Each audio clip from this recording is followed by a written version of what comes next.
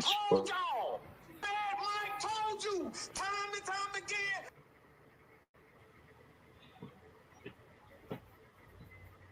Well. Ladies and gentlemen, boys and girls, children of all ages.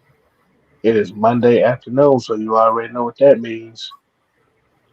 Welcome to the asylum of the originators.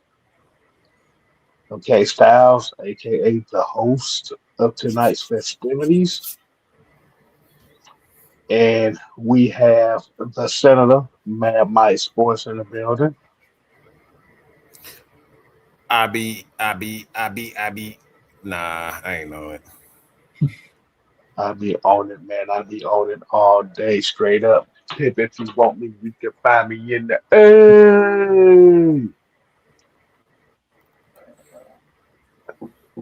hey man. And like you said, joining us today. Uh, you know him. We got Keyshawn, aka Vlad, in the building, y'all. What's going on? What's going on, Key? What's happening? Hey man. So if y'all get an opportunity, man, Keyshawn. It's slowly and surely getting very, very popular on X right now. Hey man, y'all Oh yeah.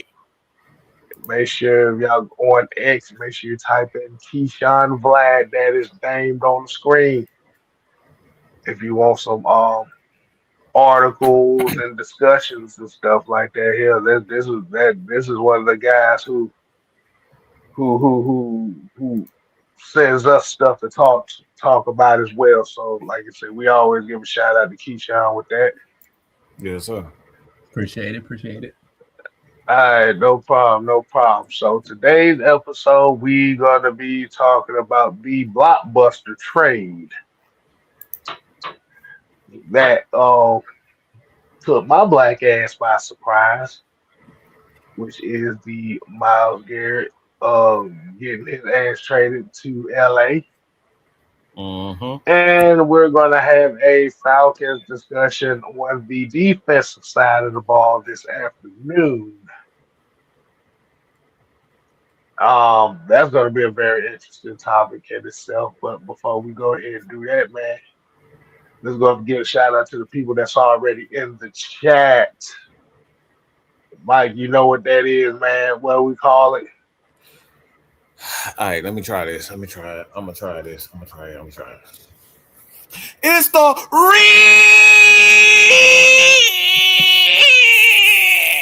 Nope. Can't do it.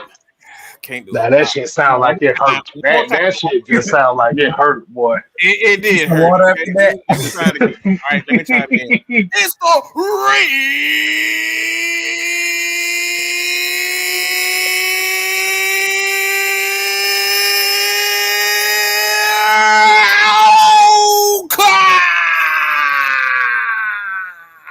See, that's what you don't. That's what happens when you don't exercise your vocal cords. All right, you end up doing what I just got did. All right, that shit sound like it just hurt, boy. Quit playing with it. I haven't done it in a while. I haven't done it in a while. You know what I'm saying? It's like it's almost like not being able to get it up. You know what I'm saying? Yeah. That's why I say you got. I don't have no problem. I'm just saying. I heard that's what it's like. I heard that's what. Look. You gotta make sure you eat the right food. You don't want to be caught up here eating the wrong food. Yeah. You gonna be a 1-800 recipient of the Blue Chew or the Blue Chew Nation. Wow. Not the Blue Chew. Oh, whoa. Yeah, I'm not there, y'all. Tell you that, man. When do you think you sound like Michael Jackson? But you sound like Mike Tyson? Oh, look, that boy sound like Elmer Fudd. Hey, screwy rabbit! What's Silly Wabbit? God damn it! Silly Wabbit! I mean, look, Elmer Fudd do shoot people, so I'll take that. Hey, man, so as we got the roll call going, let's give a shout out. We got Lee 85, we got JB in the building, we got Drip LaFleur, we got What's Happening, TJ Martin, Pat Norris, Daniel Berry Sports Highlights. We got Maurice Martin in the building. We got Jeffrey Champion. We got one of our favorite residents, D. Sloan in the building. Yeah. Xavier Xavier Littman. We got the Madam Sonia in the building. Yeah. And Fuck we got you, Pat. Fuck you. All right, bitch. I'm not about. Look, look. Dial up. I better be the good dial up. Goddamn it. Okay. he said you sound like Ricardo Allen. How about that? Wow. Fuck you, Jason. How about that? How about you fuck off? Which dial up sounding ass. Fuck you. Fuck off. Yeah, let's fuck off. What the fuck? Meh. Yeah. And Maurice, hey, you should be talking about Maurice saying, thank man Mike for making my son laugh.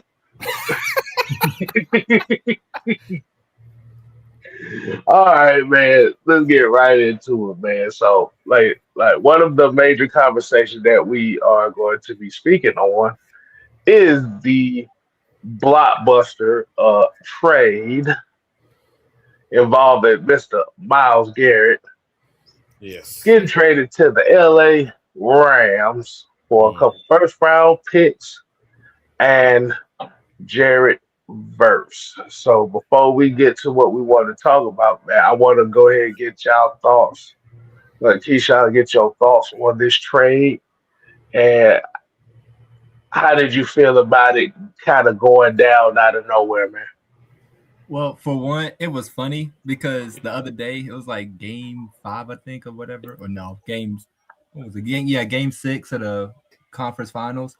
I was just talking with my parents about Myles Garrett and the Browns and how they should trade him because it'll benefit them. And they traded him. I was like, oh shoot.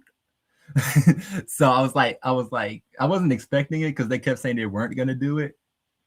But I think it was a good deal for Cleveland. They got rid of a big contract, the aging player. They got up and coming superstar edge, and they got some picks that they can use to like continue to build on and get potentially more stars if they can find stars, because they haven't been able to find stars, and when they do find stars they leave and then they do better. So yeah, and for LA, they're going to be unbeatable. They're going to win like 14 15 games probably this year. And Myles Garrett makes them a Super Bowl favorite easily. 20 sack guy every year almost. And then to pair that up with Trent McDuffie, and they got on offense, they still got Stafford, Nakua, Adams, Kyron Williams. So they'll be a fun team to watch this year. So Mike, so let's go ahead. We're gonna build off of what Keyshawn just spoke on.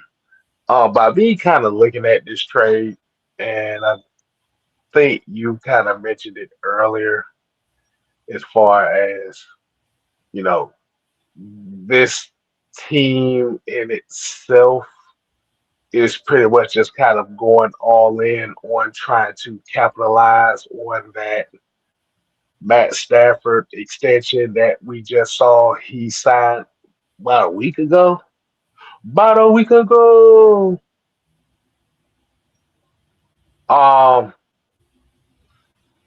Do you believe that it was a good idea for them to jump on this opportunity, or do you think otherwise?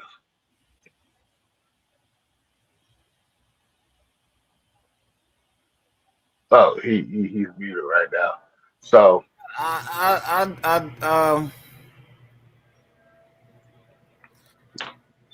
honestly, I'm going to have to say no.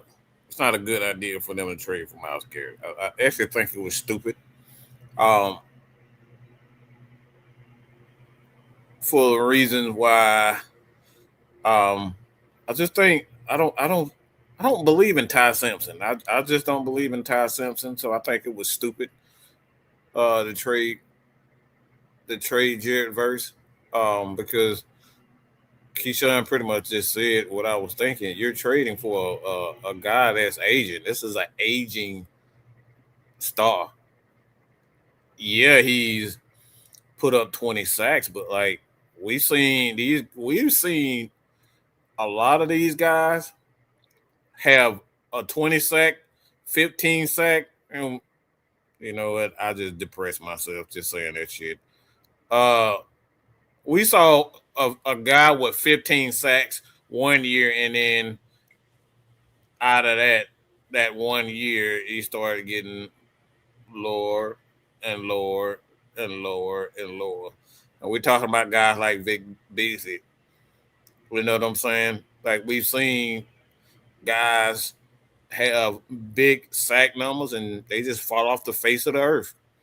I honestly don't think it was a good idea to trade for Matt for Myles Garrett. And like I said, not the fact that he's not a terrific player. I think he's a terrific player, and they had the potential to actually make it to a Super Bowl if you're going to get 20 sacks out of him. But if you don't get 20 sacks and you get 10 sacks, I think it's I don't think it's a good trade if you're just getting 10 sacks out of him. So it really just depends on how you look at it. Myles is that guy. I think he's a terrific talent, but I just don't. Man, shut the fuck up with this Aaron Donald. Like, who told y'all Aaron? It's already damn OTAs. Like, what the fuck he gonna come back from? Fucking, like, how he gonna goddamn come back? What is he coming back for? Why y'all keep saying that dumb ass shit? You already got his name. That man ain't played football. That man ain't played football in 2 years. Y'all tell man, he gonna come out retire. Who told you that stupid shit? Do you know what it's like for a defensive guy? Like, if you're talking about a quarterback, I can see that. I mean, it's hard for guys that play in the trenches to just come out for sitting on the bench and coming to play. Like, that ain't happening. Because he gonna be in there scrapping with a lot of big offensive linemen, bro. Like he's a physical specimen, but he hasn't played in 2 years, 3 years. You see what I'm saying? So, like, I've been seeing that what's happening. I've been seeing that around as well. I just don't think it's a smart idea for him to do that. Plus, like, I don't like what is he coming back for? Another one? I mean, he already done been to the mountaintop. I don't see why it would suit him to come back just to play with Myles Garrett. I mean, who the fuck is Myles Garrett? If you want to be real, he ain't the Michael Jordan of football. Like, I'll come back to play with Kobe. I'll come back to play with Mike. I'll come back to play with Matt Ryan. I'll even come back to play with Quinteros, okay? It's still fuck him, but I'll come back and play with Quinteros. But Myles Garrett, like, who is Myles Garrett? Like, is he a megastar or he's just one of the greatest defensive linemen? I don't think he's a megastar. He's not a Lawrence Taylor. Like, I'm not coming out of retirement to play with Myles Garrett. Like, I'm just saying. Like, why would I want to come out and play with Myles Garrett if I'm Aaron Donald? Like, I will come out of retirement to play with a damn Reggie White. You maybe like, I'll come out and play with a Bruce Smith in his prime, but like Myles Garrett, nah.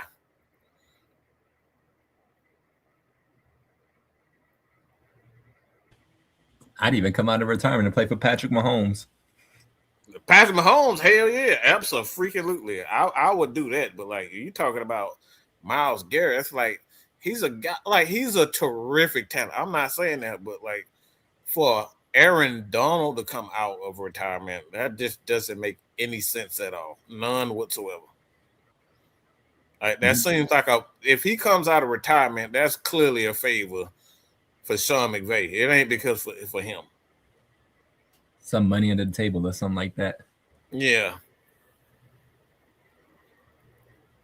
I mean, Donald already got his defensive player of the years, his first team all defense or whatever they have in NFL. I don't know what they call it. Defensive player of the years. He already has all that. Super Bowl ring. He really ain't got nothing else to play for.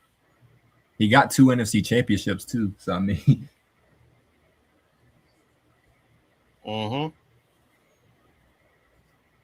Yeah, this is the perfect example for them to kind of try to repeat and try to build upon some type of dominance while at the same time, like you said, going off and broke. Um, I kind of want to talk about with this situation why. Why do you think that they pulled this trigger?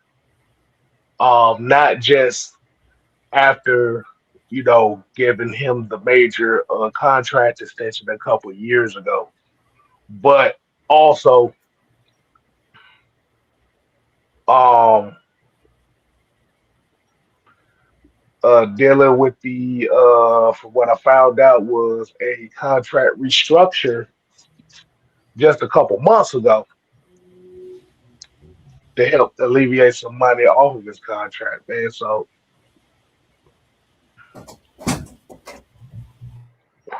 why? How do you, how do you feel about that? Mike, I'm gonna let you go ahead and kick us off on that. And why do you think after all that they pulled this trigger? Well, I just think Myles has been lying his ass off. Like, look, I don't know why players feel like they have to lie to kick it.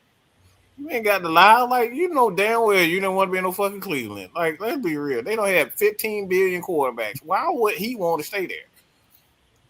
Man, I'm loyal to the logo. No, the fuck you not. They ain't got no damn logo, okay? They the Cleveland Browns. They made up some bullshit. they got a dog pound. Like, y'all ain't got a damn logo. He said they got brown pants. Like, they got brown pants. Like, they ain't no real. They don't even have a real logo. Like, look, I just think Myles Garrett was playing superhero, and we're gonna be super fans, and I'm gonna be a super team guy.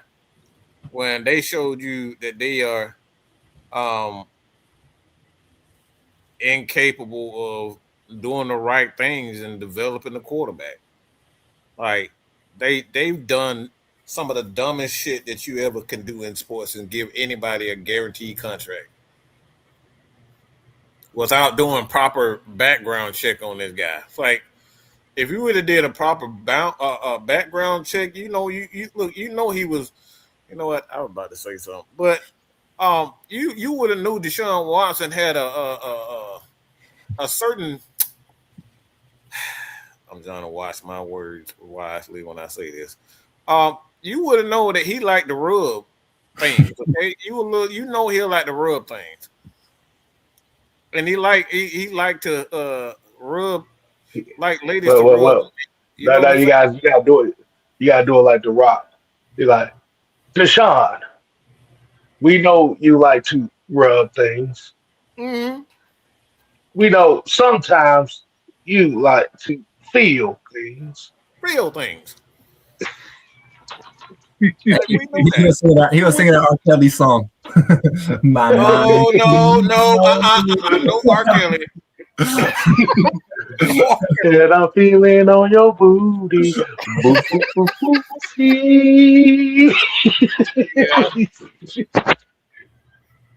I just think he was Look. lying. I think he was just lying, trying to be a superhero, a super fan, and super player for the organization. And he was miserable the entire time.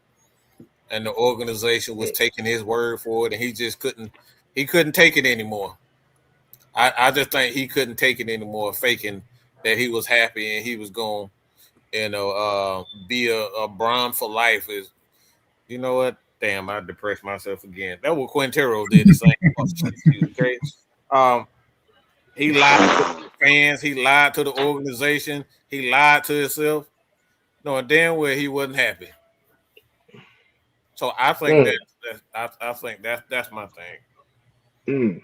mm. Um, as you already know, I have a very perplexed way of finding a conspiracy theory that involves a lot of this stuff right here. Would you like to hear what I think may have happened? Mm-hmm. For for those that are watching right now, if you want to hear what I had to say, uh, I guess you put a one in the chat. But I have a very let me set it up here. I just think that is very, very interesting that all this kind of happened. One, not only did you bring in a coach in Ty Buckin, who, by the way, was the offensive coordinator of a division rival, but two, it's a lot of positive news of Deshaun Watson winning that quarterback one job in Cleveland. And I find it very, very intriguing that, you know, all of a sudden Myles Garrett gets traded out of Cleveland to LA. Especially that we know that he was the number one supporter of Shador Sanders being the quarterback one in Cleveland. I find it very, very interesting. Um, my theory behind it is what could play a part in it. He probably felt a little way because we already know that he was one of the main proponents in that locker room who was pushing for Shador Sanders to be the starting quarterback for the Cleveland Browns. And like I said, Deshaun Watson right now is kind of leading a lot of the headways on that position. And I think Myles Garrett might have gotten his feelings because the quarterback that he wanted represent the team is not the shoe in at that position. Now, I want y'all to give me your thoughts on that, or am I kind of reaching on that, or do you think that it might be some to that? I'm gonna say no, you're not reaching because Myles Garrett was looking at Kevin Stefanski sideways all year when he wasn't starting Shador, when he was starting Joe Flacco over Shador, when he was starting Dylan Gabriel over Shador. He was looking at him sideways. He wasn't talking to him. He wasn't giving Stefanski no credit, no grace at all. Mm, And he was down at all the quarterbacks that were in Cleveland outside of Shador. So that's what I think. Well, yeah, that's what I mm. think. What you thinking? What you think about that, Mike?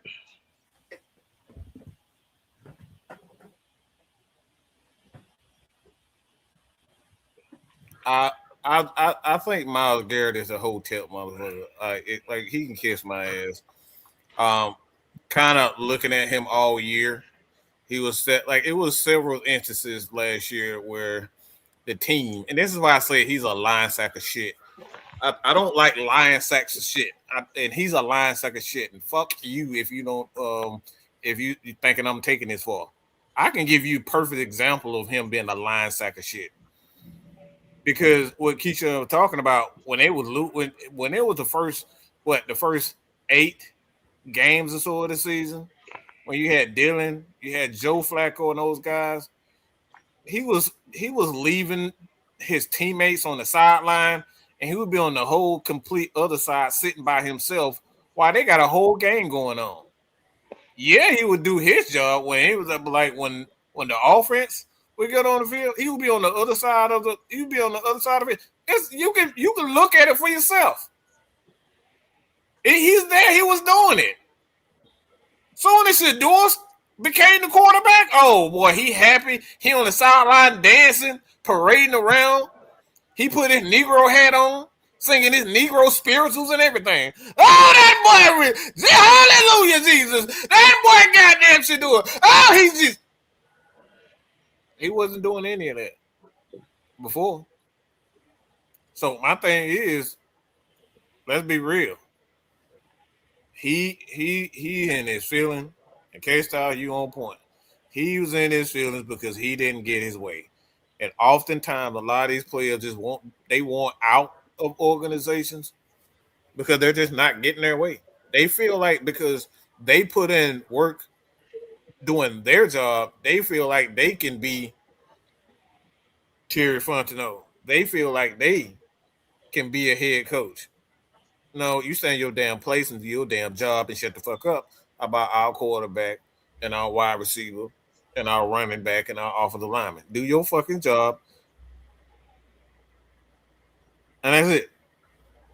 So actions speak louder than words. When a man is sitting on the other side of the field, okay? He's sitting on the other side of the field. In a game, y'all. During a game. Like, at least when Quinteros was upset, he was still on the field sitting by his teammates, but this jackass wasn't even sitting by his teammates. He left the defense, offense, special teams. Look, he left everybody on there. There were moments where Julio and Matt Ryan were cussing each other out. That's it. He totally disengaged. And K-Style said it earlier when we had a conversation is that remind him what it was, K-Style?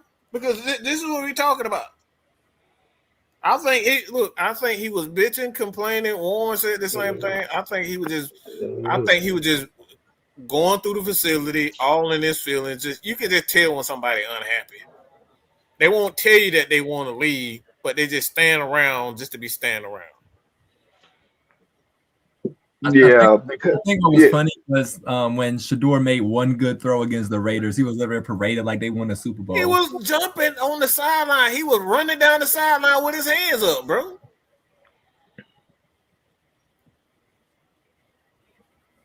Cause I look at it from and shout out to Will the Thrill being in here as well, man. Appreciate you joining us, man. But cause I look at this situation and I look at this trade. We're gonna talk about the other trade that just happened too with AJ Brown too. So we're gonna talk about that as well. But I just thought it was just kind of out of the blue where this kind of went down. Because like I said, only reason I found out because Mike Dam did a live on it, and I looked at it, I thought and it caught me off guard. But like you said, it just kind of looking at the Cleveland situation, and I just thought, didn't they just pay him literally 2 years ago? Or was it a couple years ago? It wasn't even like he barely got into after the past year or two of the new contract. And then when we came and found out that, the Cleveland Browns agreed to restructure his contract to prorate, $29 million worth of salaries to him, to where they're only going to be cap penalized for $10 million. And I looked at that aspect of it as well, like, you not even late into the new deal and it's already restructured. He was. I told you he's a liar. He was lying. He lied just to try to be the good guy. He was lying. Where have we seen this playbook play before?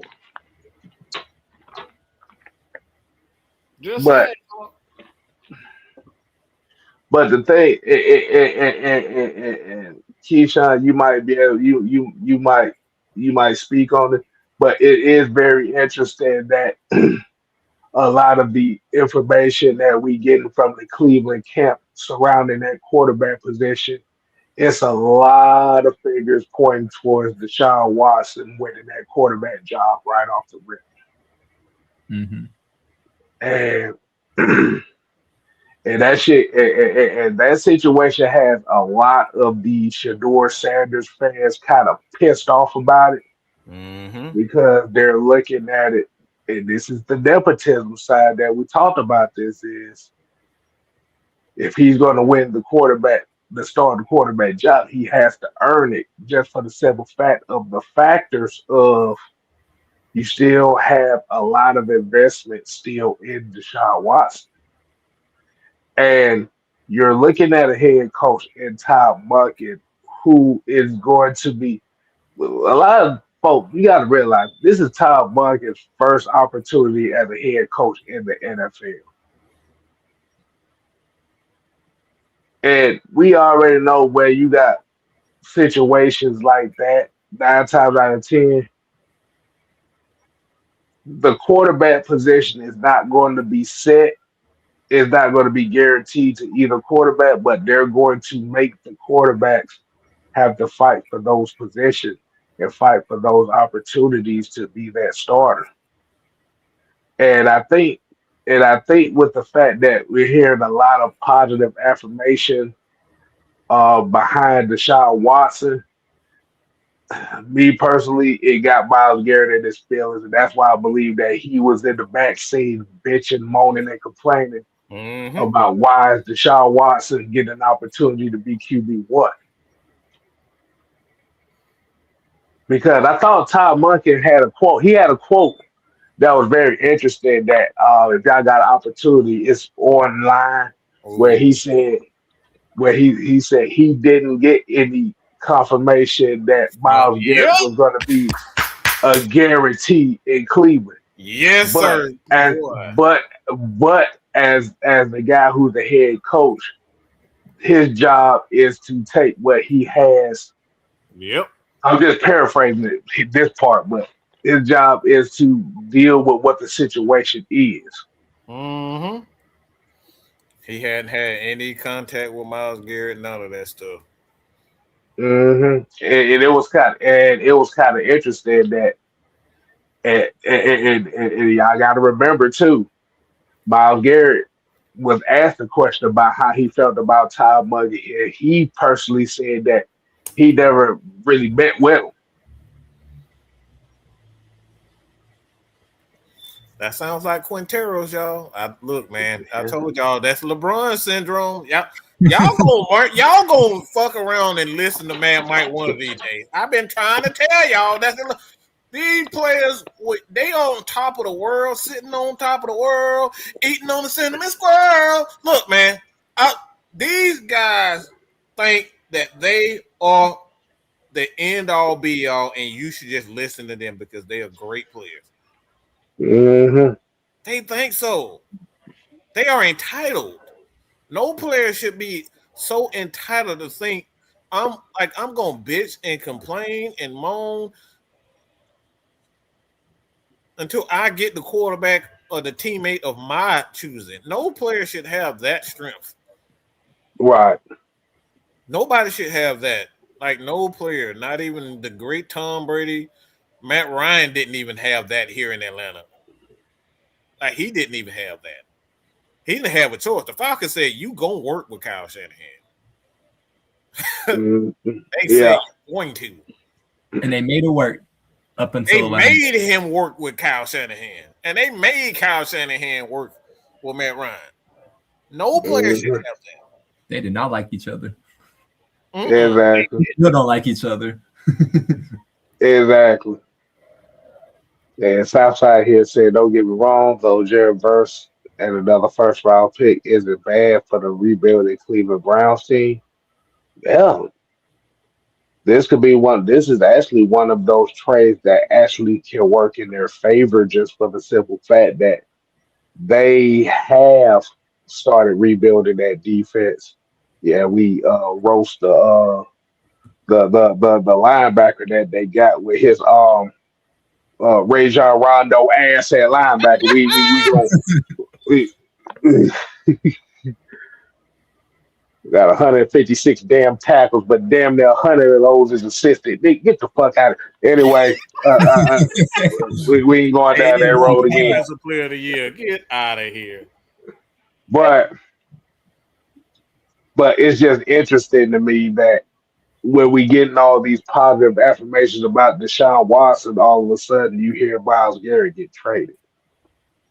Yeah, that just sounds like a guy who was heavy on Shador Sanders was upset that Shador wasn't guaranteed that spot. Because he had all his money. He tried to play. Look, he tried to play the I'm the nice guy. Don't blame this on me. Meanwhile, in the background, it's like I don't care how bad of a team is. No player should have that amount of power ever. I don't think one person should have that much. But I don't care if it's your platform. I don't care if it's your team. You should always, especially when we talk about a franchise. You should always have people right there to help you make those decisions. Right. Always. K-Styles, look, they don't call K-Styles and Dunn. We have a saying right here. K-Styles is my right hand. Warner's my left. Sam and Truth is the front. And Dunn is right behind me. That's our saying. So I'm surrounded by a whole group of people that help us grow Mad Mike Sports. That's how a team should be. It should never be one guy making all the decisions. And then we got guys like Keyshawn that is right around surrounding us. So we always got people to help this brand and help them build their brand so everything becomes strong. That's how it should be. It should never be the Matt Ryan show or the Julio show. Never. One band, one sound. One sound. Even in New England, like back to like the Tom Brady thing, like even Tom Brady didn't have all the power. He had input and he had and heavy influence, but they didn't just say, "All right, whatever Tom Brady says goes." The only time that really happened where Tom Brady had all the power was Tampa because they wanted us to go. Yep. Exactly. And Southside talk about, hey, those UCLA 6 man, those UCA fans gonna come and get man. Yeah, they come and bitch and moan about what I say about they precious point guard at linebacker. He didn't get the fuck up out here. But they could have gave that. You can't explain to me why your middle linebacker has almost 160 tackles and only 67 solos. That don't make no sense, bro.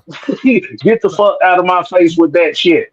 They could have gave defensive rookie of the year to Nick Warrior, and I wouldn't have been mad. But exactly. That piece of shit. Man, come on, man. That is the most overrated linebacker in the NFL today. That motherfucker got the tackle input of a corner. Come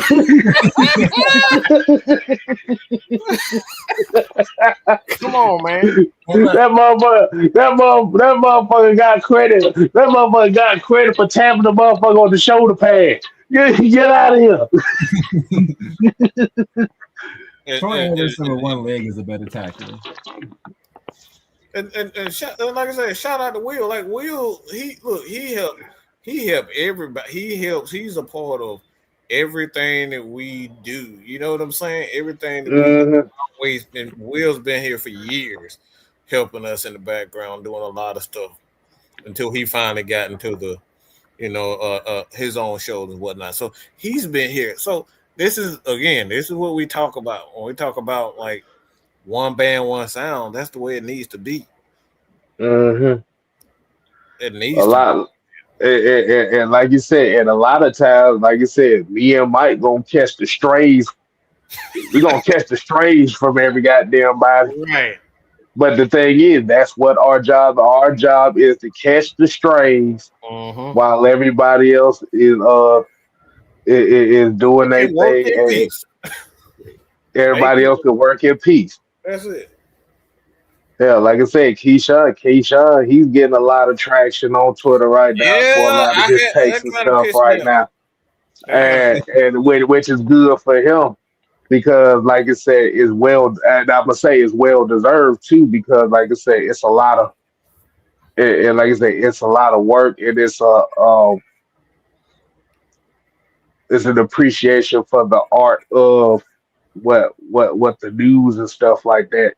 Keyshawn has been getting us a lot of information, and y'all see him in these chats during these shows too. Mm-hmm. Keyshawn plays a big part in the stuff that we do behind. John, what's going on, man? Man, Appreciate you John, coming in, man. man. Hope you're Yeah, doing all man. right. We love you, John. We love you, man. Get better, bro. Exactly.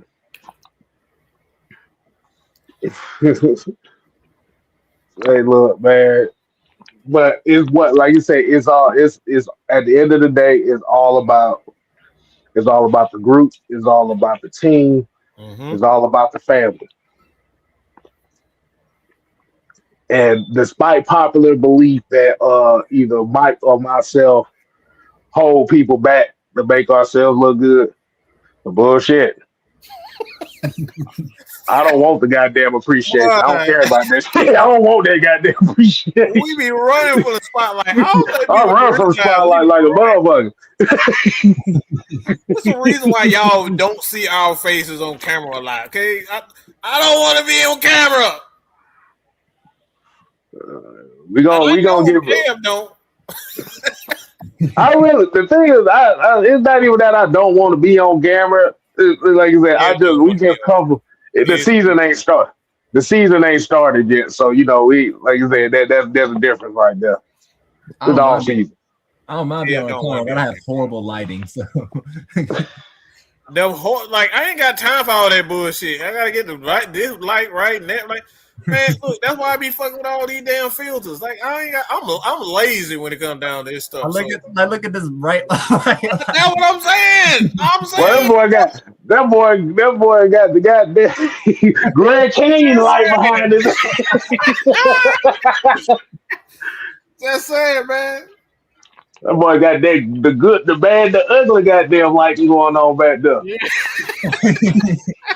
I was there watching. I got to go through the 3-part series anyway, man. The Fistful of Dollars. Shout out to Clint Eastwood. I got that on my queue ready to whenever. Mm-hmm. But my thought process with all this, man, is he just sounds like a bitter Betty because the guy that he wanted wasn't guaranteed the spot. And the thing about it too is we got to look at it from this perspective. The Cleveland Browns drafted another quarterback in this draft, Yeah, y'all, I think that Yep. was and they drafted another quarterback that had a lot of buzz behind him for physical attributes I like that the Taylor. quarterbacks on this team right now, even the Shador Sanders or the Deshaun Watson didn't have. When we talk about Taylor Green. mm-hmm. I like him a lot. Mm-hmm. Same type of quarterback they already have. All three of those guys have common skill set. So I look. This is if he were. I'll say this about Todd Monken. He understands balance, and if I was Miles, I probably would have been. I would have felt a whole lot. I'm gonna say better, but it's you're getting pretty much the same type of coach with Todd Monken that you're getting out of Kevin Stefanski. Because both of those guys like to play action. They love to depend on the run, and I think again, like from a defensive guy, like the running game is something that you're gonna have to depend on. And you got you got KJ over there at the wide receiver core. So Concepcion, Concepcion, and then you got Concepcion. Mr. Judy. I mean, look, you gonna get what you're gonna get out of Judy. He have good games, he have bad games, but you have a up. You like the wide Yeah, receiver Denzel core there Boston. is upgraded. So I like, what are you complaining about? And I I understand mean, Myles Garrett, he likes Shador, and he believes that he can be a franchise guy. But what has Shador done? Mm-hmm. Deshaun Watson has proven he can be a top quarterback in this league, and clearly he's showing it now, according to reports. Mm-hmm. So Mhm. there's really nothing to be mad about if That, you're. that damn $40 million showing other things too now. Yeah. They looking like, no, motherfucker, you cost too much, boy. You better get your ass out there. Mm-hmm. You better get your ass out there. You better win this job. Look, but,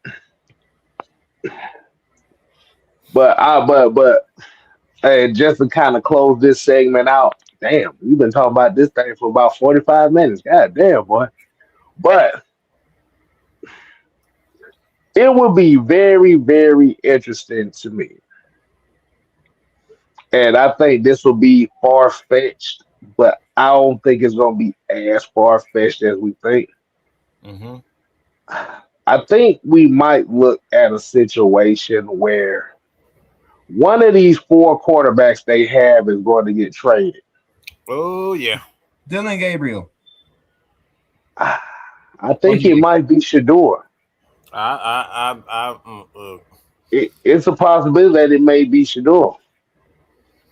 Because think about it like this. Think about it from this perspective. You literally sat here and traded his biggest supporter on the team away from Cleveland. You trade away his biggest supporter. And you got to think about, too, is you got these national media outlets who's sitting over here trying to gaslight and guilt you into starting this nigga. Mm-hmm. So I guess now Todd Monken is damn near 70 years old as a first time head coach. You think he want to be dealing with some shit like that? Yeah, that does make sense. I'm just saying. But I guess the question is, if they do want to trade Shador, what team will want to take those repercussions of getting Shador? The thing, and that's the question right there. Like I said, I'm just throwing some shit out there just to see if I can piss somebody off. But like you said, it's also something that could possibly happen. Like you said, and just coming from the draft. I know they don't do in division trades like that, but it was really like outside of Cleveland, one of the main teams that really wanted Shador was Baltimore.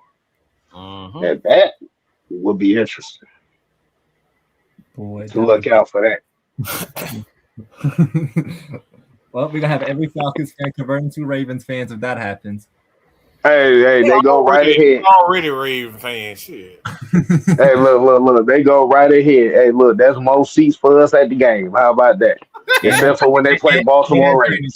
And that training camp. Exactly. Shoot, it might be some open now because nobody likes the fancy. Nobody like Tua and nobody like Penix, so we good. Oh no! Penix is now he's the new fan favorite now, according to what I've been seeing around, which was kind of ironic. But speaking of the Atlanta Falcons, let's go ahead and get right into the Falcons topic of the show. And we're gonna talk about the Jeff Ulbrich defense and what are our thoughts of what they were last season, as we kind of saw that they improved on the set input and pressuring the quarterback by miles away. But we'll see. Y'all leaving on the international crew a lot of seats to fill. Exactly. That's fine. Shoot. Look. With the World Cup being a couple weeks away, and we got a few games down here, you might convert some of them international fans for real, the Falcon fans. And they gonna see the bands. They're like, "Oh, this is nice," and then they gonna see the food prices. That like, "Oh yeah, we got to be Falcons fans now." And that's how it usually goes too. Mm-hmm. So y'all go protest yourselves out of a seat. I'm just saying. But I want to set this question up well. So, like you said, as we saw the improvement on the sack numbers for the Atlanta Falcons defense last year, I think uh, there were a lot of hiccups for the team as far as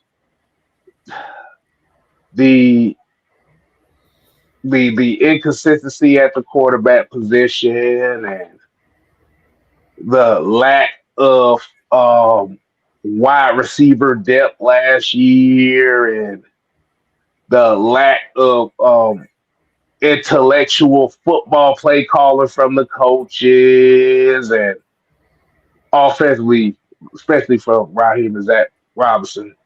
Um, we saw special teams blunders, but there's one aspect that I don't think a lot of people kind of talked about was a major flaw for the Atlanta Falcons last year is the defense inability to finish games at certain points of the season. Now, if I were to use for an example, let's look at week one against the Tampa Bay Buccaneers. And I think we remember that. That's the infamous Young Way Cool Doug Funny game. But you got to remember within that game. Hold on, what's this? No, no, What no, you just no. put up? Nobody can see it. Yeah, you don't want to see it. I'm looking at it. Imagine crying about what You ESPN know, did with the no, Falcons. no, no. I want this is somebody running their goddamn mouth, so I'm gonna put them on display. All right, don't worry about Let's it. They see. can't. Let's see. Oh no, yeah, yeah. But let's look at week one. As we already knew, Michael Penix led the team to a go ahead touchdown, rushing touchdown with 2 minutes left in the game, in which the defense gave up a touchdown within those 2 minutes. Mm-hmm. We've also seen this situation happen in the Colts game as well. We've also seen it happen with the Jets. Ooh. So it's been quite a few it's been quite a few games last season in which, despite a lot of the sack numbers that the defense has gotten for Mm-hmm. us, and we're happy to see that. But it's been like you said in those few games. I feel like the defense itself, and this is why I believe, and this is my opinion on it. This is where Jeff Ulbrich is going to have to, you know, kind of prove his point and kind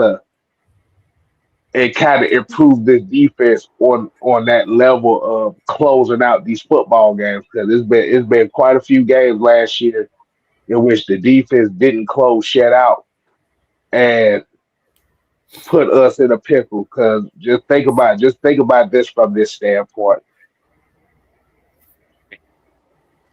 the Falcons, the Panthers, and the Buccaneers were all 8-9 last year. Mm-hmm. The Carolina Panthers won the division with an 8-9 record, a three-way tie. Mm-hmm.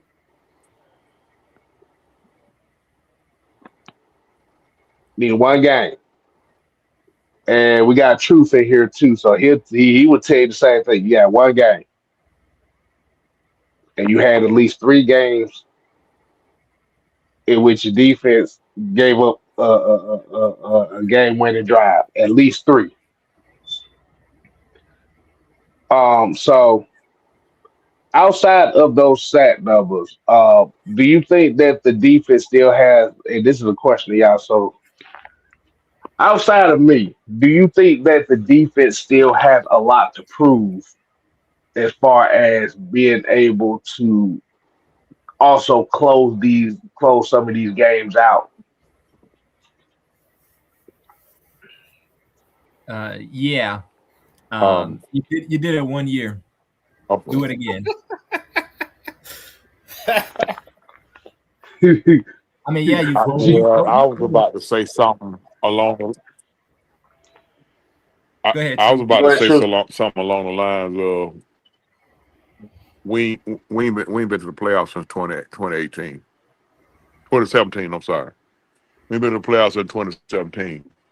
The whole goddamn team need to be right. I mean, yeah, the defense improved.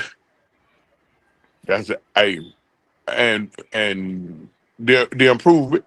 I think we all welcome the improvement, but there's still a lot of work to be done because yes, the defense did kind of curl up late in games for whatever reason.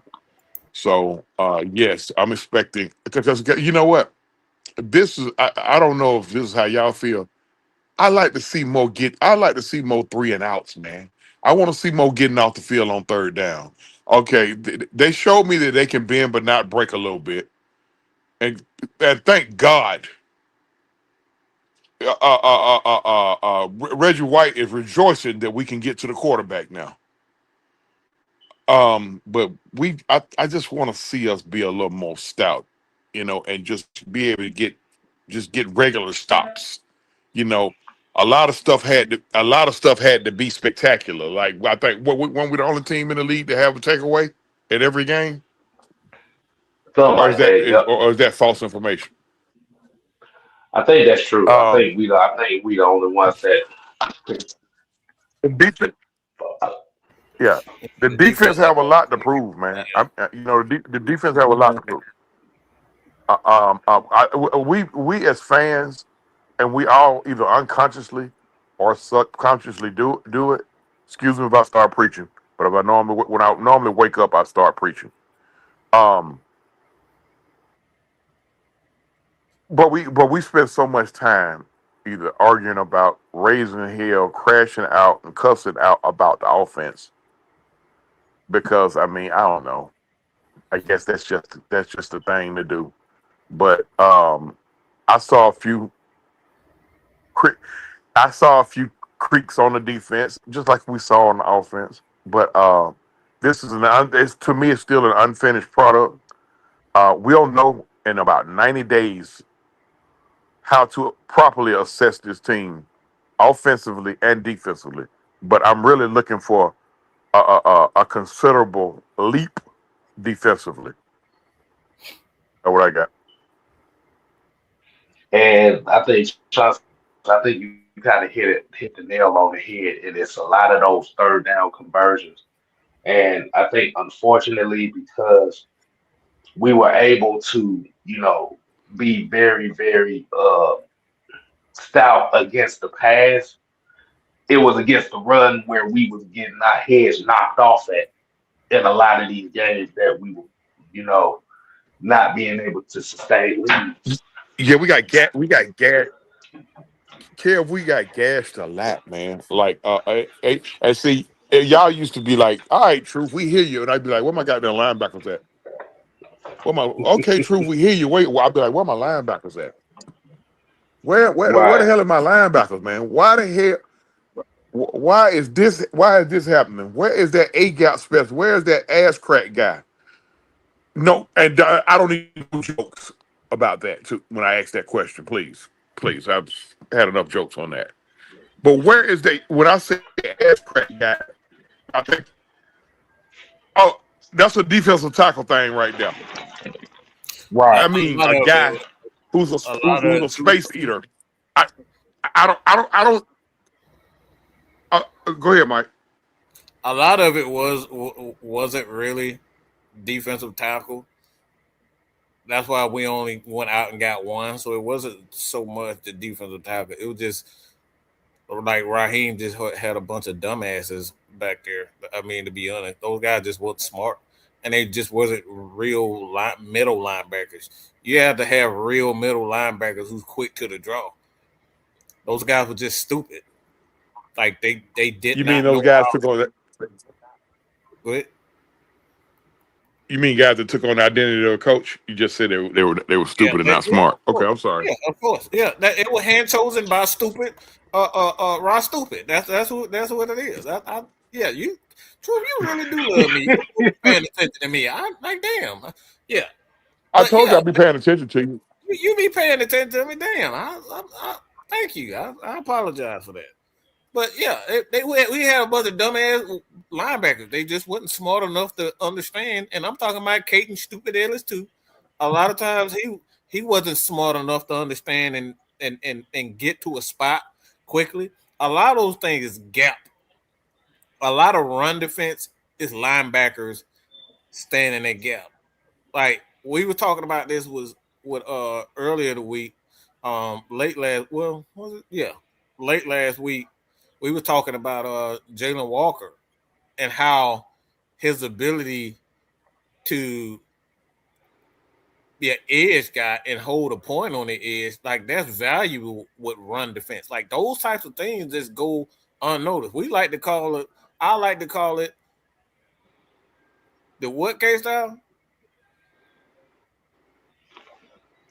You said you hold on. You said What? what?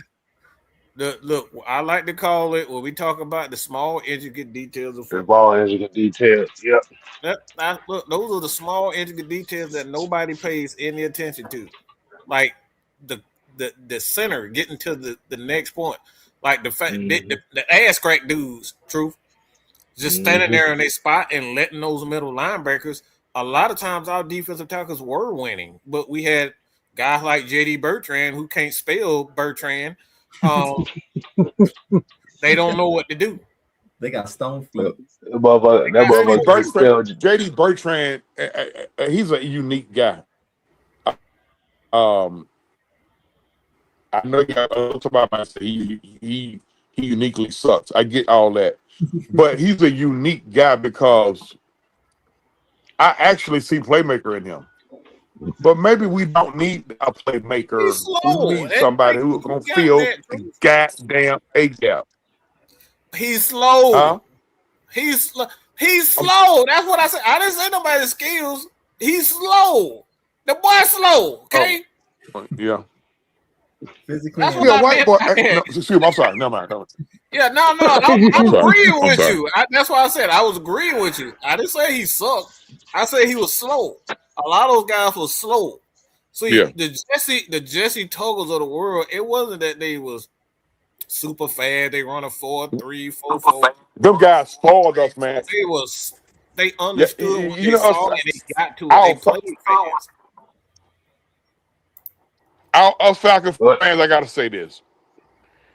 We haven't had much consistency at many positions since we've been here in 1966. But I think the one position that we've had consistency at least up until uh, Dumb Dan got here, was that middle linebacker. I think about it. We got Mm-hmm. spoiled. Um, the Atlanta Falcons' very first overall pick was Tommy Novas, and he held the middle for at least a strong 10 years. Then Buddy Curry held it for another 8 to 10 years. Then appeared Grady Jarrett's daddy for down there 15 years. Mm-hmm. And then mm-hmm. Keith Keep Ruck. Brooking for Mm-hmm. another 10 years. So Mm-hmm. that's Deion 60 years of Jones. linebacker. Deion Jones then came up too. I mean, Deion, He's well, another you know one. what? He did come under Dumb Dan. So and Deion Jones wasn't half bad. I mean, injuries derailed him a little late, and his ego, injuries and ego. But we missing that. That's what Yeah. we missing. We actually missing Jesse Tuggle. Mm-hmm. We missing Jesse Mm-hmm. Tuggle right now. If it You was need. if it was an old school Falcon that you can go and get to put on this team right now, it would be Jesse Tuggle, the hammer, and everything. It almost like everything would just fall into place. It's almost everything. You will no longer be trying to fit a square peg into a round hole. But Mm-hmm. Um, And and the that's what I thing want to about see. I want to see us. go ahead, go ahead, go ahead. Go ahead. Okay. We said that, No, but no, no, I no, want to because see us win by 3. damn it, my bad. My thing is kind of I'm my getting delayed. thing is delayed, getting a No, delay. true. No, true got a delay. It's truth got a delay. Go ahead, Keith. Okay. Oh, No, but I was all right, gonna I'm say going like out. with Come back in. Deion Jones, I was gonna say with Deion Jones, I think what it is with Deion Jones, I think they used Keanu Neal to kind of replace to kind of be that fill-in for that enforcer on that defense. Mm-hmm. Um, and like you said, even though we do have Jesse Bates and we do have Xavier Watts, we do got these safeties and we do got Billy Bowman and Adrian Terrell. These are guys that are very capable guys. They still need that enforcer in the middle. Um, Mhm. as much as like I said, as much as versatile as Kay Nellis has been, well, I ain't even gonna say versatile. He can't cover worth of shit, but as productive as he was, it wasn't really an enforcer. It wasn't really a guy that scared you. He wasn't a difference maker. Right. Mm-hmm. He'll make He was plays, a but he he was a won't change the game. right. Like I said, you need some type of fear factor in that front seven, Mm-hmm. which goes back to Truth's point is that Jesse Tuggle, is that Keith Brook and that Chris Draft, that Sean Witherspoon. Mm-hmm. What happened to say Paul Lozo started by default. Yeah, he did. Michael Walker was better than JD Bertrand. Actually, it's funny. Actually, Warlow wasn't bad. He just played on bad teams. Is it safe to say that? He couldn't. He Or played for just could bad not coaches? cover the. What? He couldn't cover to save his own ass. That dude couldn't cover nothing. But he he looked was good. he was See, that's where I gotta like get with the time. See, I tell my elderly parents to get with the times. Now I had to give myself I had to take my own advice because my I don't want my middle linebacker in coverage. I don't know. Y'all got to help me with that. I mean, I don't want me. I don't know, man. I Well, don't know. you're I looking get at it. Hey, you looking at it wrong. That the thing is the middle linebacker job is to make sure coverage is in place. So you're looking at it wrong. A lot of people look at the middle okay. linebacker the wrong thing. They think middle linebacker because let's be it that became an issue because of the cover two. They're searching for the cover two. People think the cover a middle linebacker always has to be that. But like if your safeties are doing their proper, if they're doing their job, you don't have to worry about your linebacker in coverage, and that oftentimes that's that. And plus, if you get into the quarterback, 9 times out of 10, they're not gonna get to the middle linebacker anyway. mhm. It just goes back to just when you run certain schemes that cover two, those 3, 4, like you better get to the quarterback or your linebackers, period, are going to get taken advantage of. So it's not necessarily the linebackers. No linebacker should be left in coverage against wide receivers, period. No linebacker should be there. But we see that a lot of times because, for one, all these damn teams, all they want to do is see these damn quarterbacks pass the ball 50 times. So it's just how we looking at things now and how the Dan Quinns of the world have pretty much tried to change football into a pass first league, and then it's like when you got a pass first league, all the linebackers got to be fast. So it's just how things change. Mhm. And Trav here with the $5 super chat said just here to say that we do our jobs. Rams could be beat even with Myles Garrett. Man, anybody can be beat. Run the damn football. That's what Run K-Star the do. football. That's Run it. that fucking football. Shit. The ball out and win the time of possession. Do like the Giants did in the Super Yeah. Bowl against the Patriots. Win the time of possession. Run the football. And like you said, if you feel like he might blow your run game up, run away from that motherfucker. Make him chase you. Exactly. Wear them out.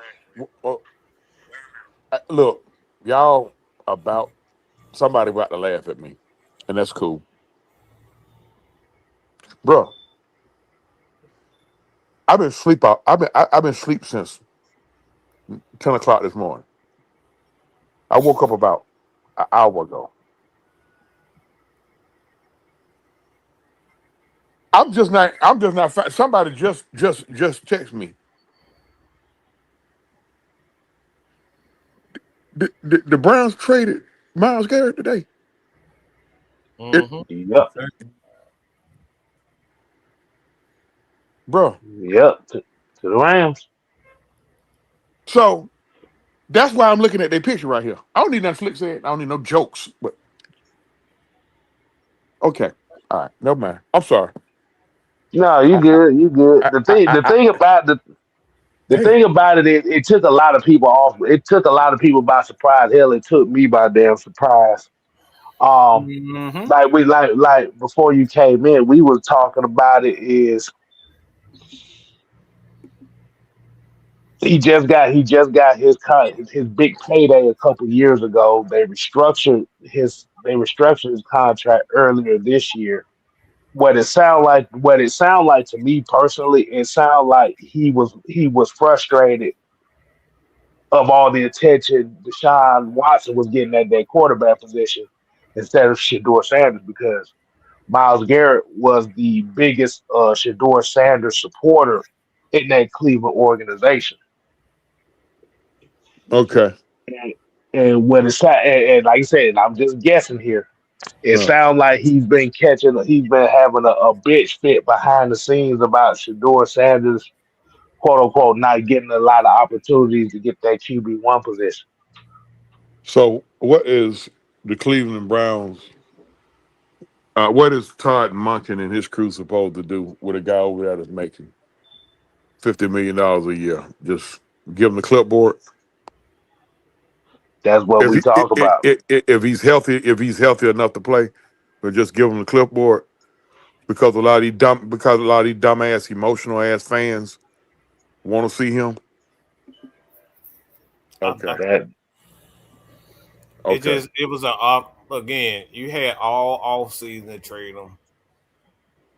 If he didn't want to be there, then Cleveland did right. Get his ass up out of there.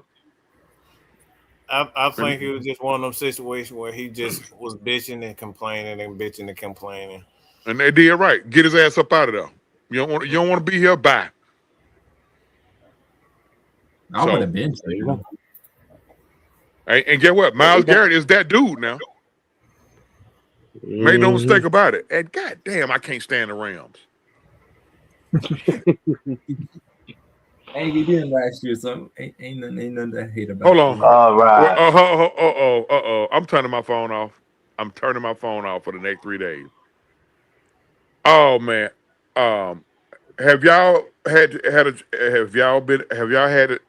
the opportunity to absorb any type of backlash from Falcon fans? Because usually when a trade like this is made, Falcon fans blame the organization, our organization. Oh please, we done about ignored that shit. We already know what it was coming down to. You gonna have folks talk about, we should have made the play for Myles Garrett and shit. Like, but you already know how it's gonna come. Oh, like I said, those guys typing, those guys that ain't bathed in about 3 weeks and they living in their parents' basement. Man, well, yeah, it's just a bunch of fucking crybabies. Look, they don't get what they want because they think everybody can be traded for. At the end of the day, I haven't heard a lot of people complaining about it, honestly, but It's coming. I'll say that. Mm-hmm. But those same fans that say screw the picks, they'll be the same ones complaining that we They ain't got. said it. The crazy part about it, they said it when it was the draft with Jalen and James. They said it then, and then the following year they said, "Damn, I don't think we should have did it." Like y'all got to make your mind up when it comes down to it. Mm-hmm. Vince, shout out to Vincent. He asked the question: do you like the move of Odell Beckham going back to the Giants? Man, that man about 900 years old. That man about as old as Methuselah. What the fuck he gonna do for the Giants? He ain't gonna make no difference from at this He gonna point. bring Kim Kardashian and her sisters to the game. That's the fuck he gonna do for the Giants. Not Kim K. Well, is that if you're going to go in for a penny, go in Either for a that or penny. his bo- Boys, they either didn't that or just his get boyfriend. OBJ; they got Juju as well. So I mean, New York's all kinds of messed up. What's that, Will? He'll probably have his boyfriend in they frat member.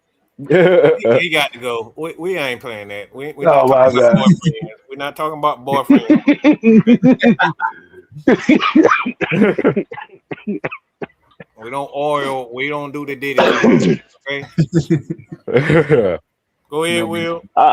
What's up, Will? Yeah, sorry, I got a little bit digressed there by boyfriends and baby oil. No, to get back on track.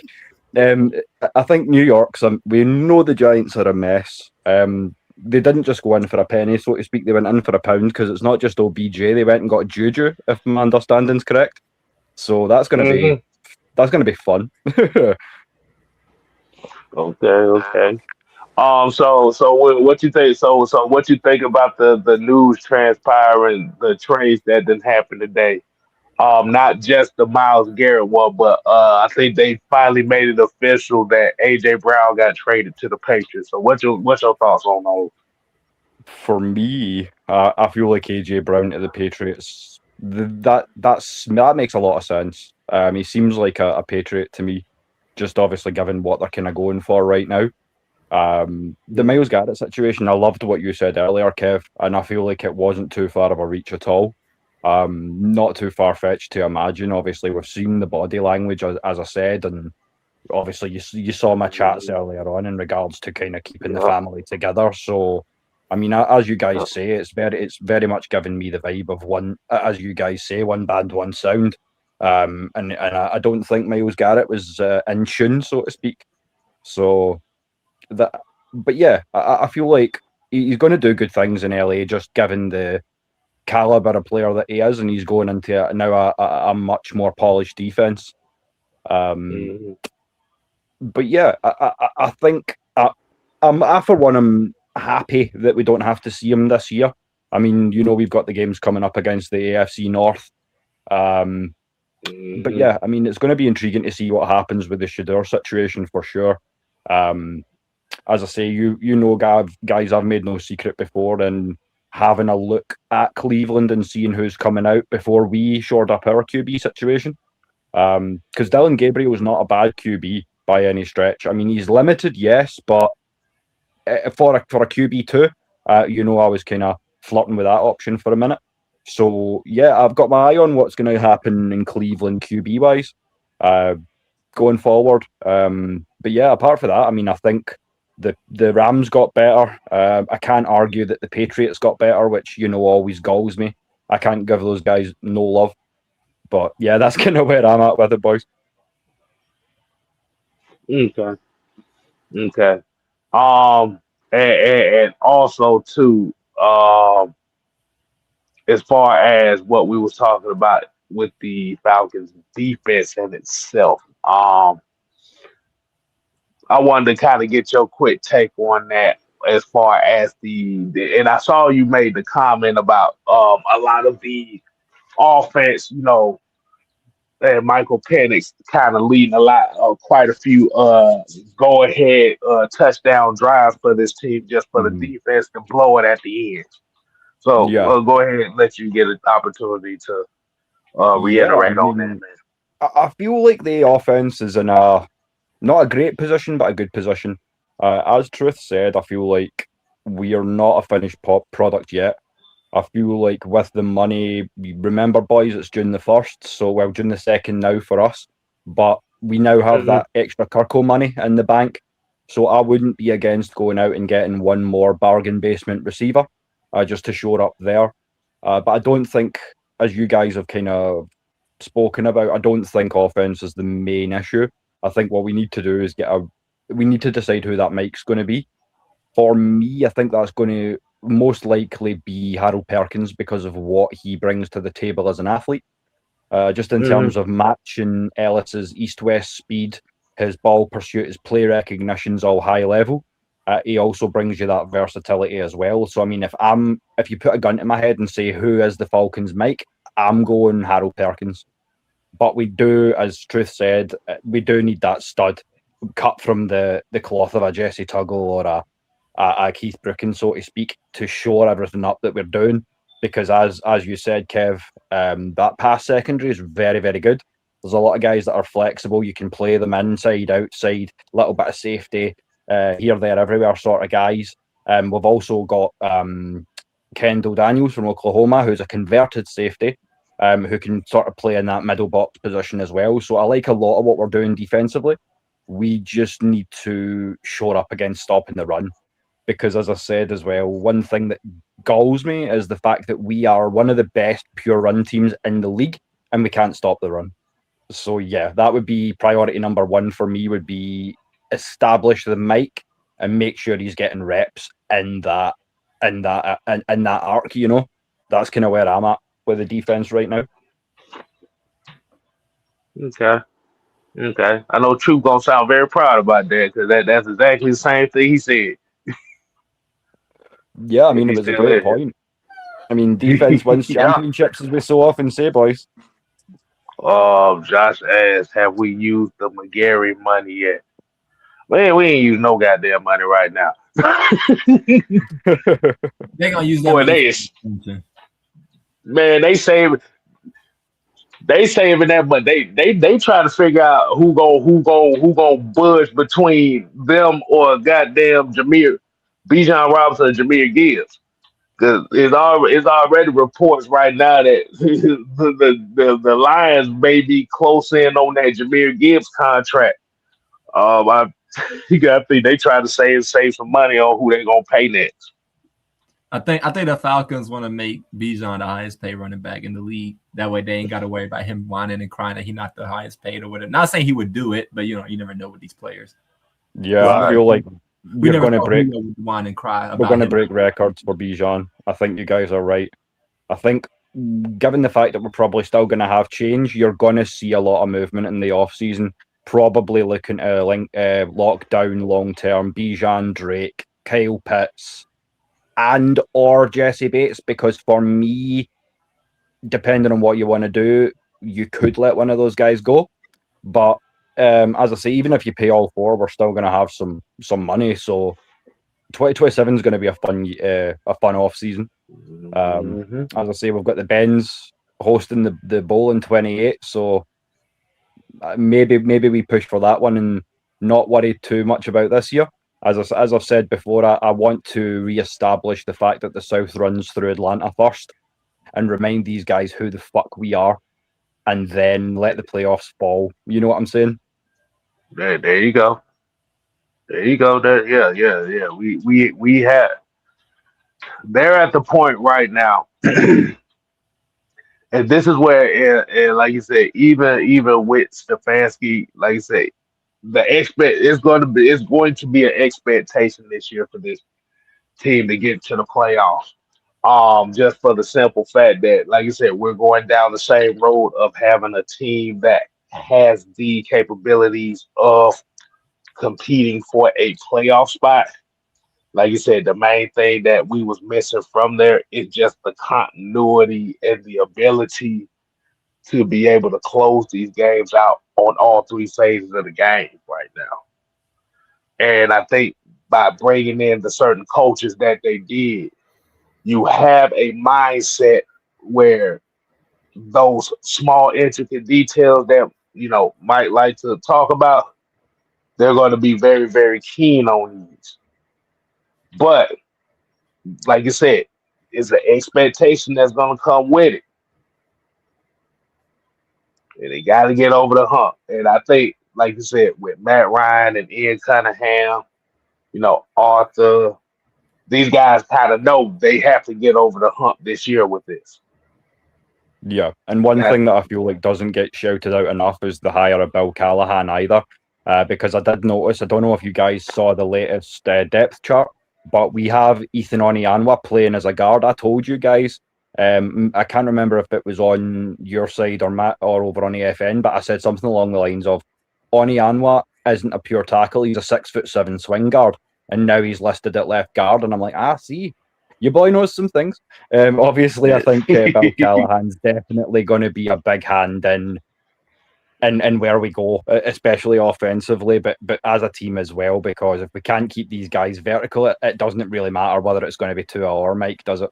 So I feel like that's going to count for a lot this season as well. Yeah. And Bergeron is another one of those guys that they have to make a decision on, because I think his contract is up after this year. So they gotta make a quick decision on him. Mm-hmm. I wouldn't pay Bergeron more than like $13 million a year. Personally. Since we got Bill Callahan and he's the best offensive line coach in the league, if Bergeron asked for like outrageous amounts of money, I would just draft a first round left guard. Right. Mm-hmm. Yeah. I mean, like you said, even if that is the case, like you said, these next couple years coming out of these drafts and possible free agency and stuff like that, you got a lot of offensive linemen that are on the board. So yeah, look at the UDFAs from this year too, Kev. I mean, Brockermeyer looks to be center 2 right now, and then of course Cam Dewberry is going to be playing more guard for us, but. I mean, you can't say enough good things about having starts at both Miami and Alabama. So, I mean, I think we're already in a good spot with these young linemen, I think. Right. So let me throw that out there real quick with Caleb McGarry's contract. So basically, the Falcons have to this year. They have to kind of account that money towards dead cap, so the Falcons won't be able to do anything with that money this year, but next year they'll be able to do something with it. Well, essentially that money will pretty much be since he signed a 2-year contract extension in 25, the Falcons will be able to recoup most of that money in 26, 27.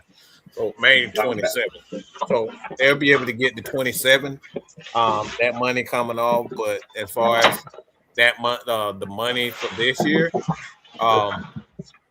they have to account that towards the dead cap. So we actually lost this money this year with Caleb McGarry, but the next couple of years or so, we'll get most of that money back. I mean, the thing about it is they have been able to rebuild this team and build the depth on this team with house money anyway, so it ain't necessarily it wasn't a necessity, but it would have been an accessory. The accessory is, like you said, is going to be 2027, especially when you got contracts that you got to deal with. So that was kind of that's kind of smart right there. Save as much money as you can for 2027, so you can have enough money to figure out who you keep it and who. What's the class say? Should I stay or should I go? That's what they're gonna find out right now. Who's gonna stay and who's gonna go? Everybody, temper your expectations for this year. Don't expect the super immaculate 13-win year. Don't expect that. Expect like 9 to 11 at most. I mean, like you said, in going off of what Will said, your defense hold off in 3 of those games. This was an 11-win team. Mm-hmm. Exactly, and 10 wins is all you need to take the South. Last year proved that. Shoot, last Exactly. year you just need a tiebreaker with somebody. You just needed one win. One win would have got you in the playoffs. One. But they gonna go all in. Well, not they're not gonna go all in for a Super Bowl next year. But they're gonna go all in to be a contender next year. This year, this is just a year to see. Okay, what do they have? But their main goal this year is win the South. That's probably their main goal this year. Get into the playoffs. Get that playoff experience. Get a taste of it. Know how it feels like to be in there. And then the following year, we expect. Yeah, I can see that. Mm-hmm. But yeah, we're the bad guys for saying this because it's like, no, how dare you? You're supposed to have Falcons winning the Super Bowl every year, but this is something that brings me back to Myles Garrett in a kind of roundabout way. It's about maturity. And if I'm speaking about the Garrett situation, it's purely from the fact of, yes, you may be the head of the defense, but you ain't the head of the table. They don't need to consult you on a damn thing. And as Atlanta fans, we should know by now to learn to trust the process. It's never an overnight fix. We are blessed and fortunate, and we are, in so much as we are in as weak a division as we are. Because if we were somewhere like, say, the AFC West, AFC North, something like that, then we may not even be talking about next season. So I think the guys that would come for us for saying be prepared for just pushing for playoffs, I think that's what you need to take into account. Is where we are right now. Oh. You gotta go step by step. Mm-hmm. Look, the more realistic you can have, the more realistic you can be about your team, the less you'll be angry about your results you get. Yeah, you got to go step by step because the first step that this team needs to do, the first step they have to take is they have to find out which quarterback is going to be able to be the starter from week 1 to week 17. That's the first step. Mm-hmm. That is the first step right there. So let me. I want to get this comment. I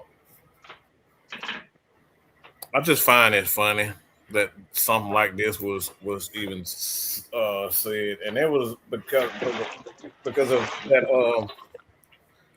that moron at ESPN and Louis Riddick.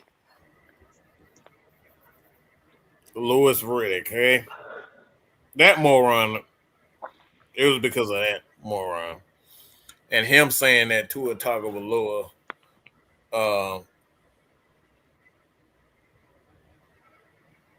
It's just supposed to be. So this guy tell me why am me crying about ESPN? What ESPN says Falcons have never won a championship. You're a stand, not a fan. See,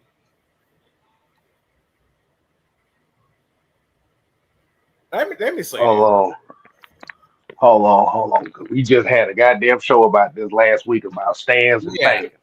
Yeah, I know why I can't stop. I was just waiting for the first nut liquor to come in and say something to have the guts, but he took about 2-3 days to grow the balls to say something like this. All right. So let me say this: a fan, not a stand, because I disagreed with Louis Riddick said. That's funny. So hold on. Let me get this straight. So he said you're a stand because you disagreed with a take about Tua. Yeah. I'm sorry, but last time I checked, don't you boys still live in a democracy? Like, the beauty of it is we don't have to come out here and agree. You know what I'm saying? It ain't that deep, bro. So, because we ain't sitting here talking about, Tua should be the starter for the whole season. So instead of letting the quarterback position dictate who's going to be the quarterback, Mm-hmm. you're considered a stand because you disagreed with Lewis Riddick, which is interesting because this is the same Lewis Riddick that Falcons fans were mad that didn't become the GM, that Terry Fontenot picked over him to be the GM of the Atlanta Falcons, which ironically was the GM of the Philadelphia Eagles dream team. I think a lot of people forgot about that failed as experiment right there. Well, Look, when has Lewis Riddick been right about anything? That's my first but the question. thing is, the reason why I did look, it wasn't the fact that I disagreed with Tua or Michael Penix. What I had an issue with what he said is he feels, and I'm trying to find the exact quote because I thought the quote was funny as hell the way it was worded. Oh, he said something like what, complimentary football or something like that. Complimentary football, and I'm like, if we're gonna play complimentary football, why are we starting Tua to begin with? That doesn't make sense. So his statement was fucking retarded to begin with.